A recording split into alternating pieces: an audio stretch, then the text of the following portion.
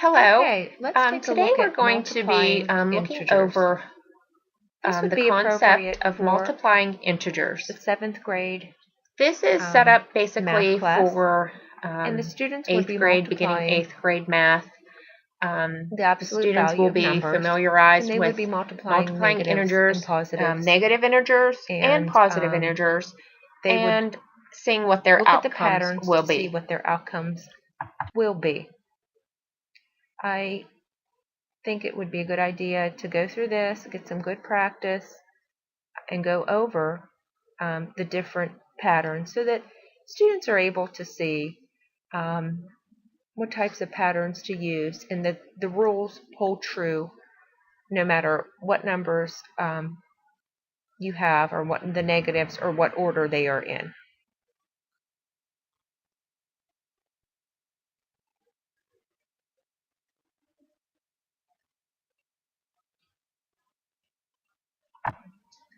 Okay, let's look at the patterns. Now, if you look at this slide, you will see 3 sets of columns with various numbers. We have in the rows what I want you to do numbers, is look at the patterns that you see in each column. We have For example, the first column, you have negative 4 times 2 equals negative 8. It equals a negative 8. 2 times negative 4 equals negative 8. Negative 4 equals negative 8. So you see you have a negative number times a positive number, and that gives you a negative number.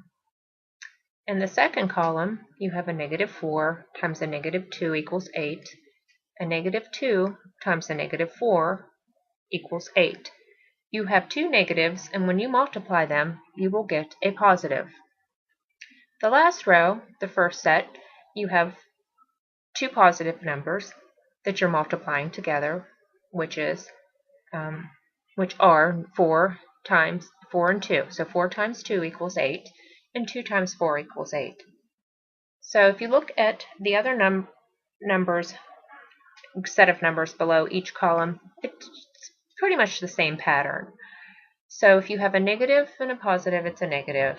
Two negatives equal positive, and two positives equal a positive. And we will go to the next slide and look at each one in a little bit more depth.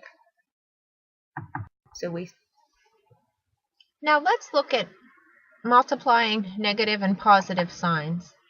When you're multiplying a negative number with a positive number, you will end up always with a negative number. Let's look at the first set. We have a negative 4 times 2, and that will equal negative 8. Then we have 2 times negative 4, and that equals negative 8.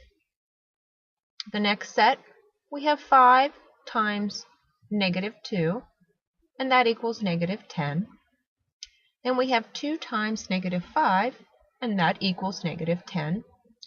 So it doesn't matter what order they're in, as long as there's one that's a negative and the other one's a positive, and you multiply them, you will always have a negative answer.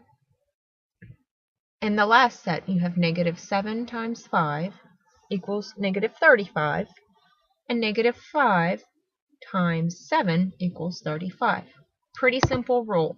All you have to remember is a negative and a positive, when multiplying, will always equal a negative answer. Negative 2 equals. Now let's take a look at multiplying two negative integers to see what our outcome will be. Two negatives that are multiplied together will always give you a positive integer. So if we have negative 4 times negative 2, that equals 8, a positive 8. Negative 2 times negative 4 equals a positive 8. Negative 5 times negative 2 equals 10, positive 10. Negative 2 times negative 5 equals 10. That's a positive 10. Negative 7 times negative 5 equals 35. And negative 5 times negative 7 equals 35. So the key here is to remember a negative times a negative number will always give you a positive.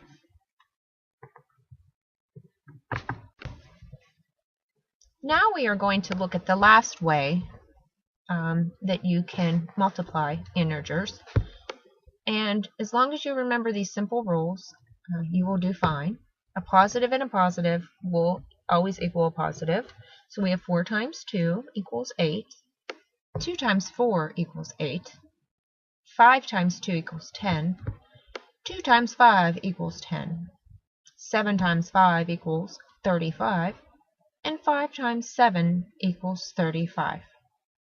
So, to remember, a positive multiplied by a positive integer will always give you the answer that will be a positive.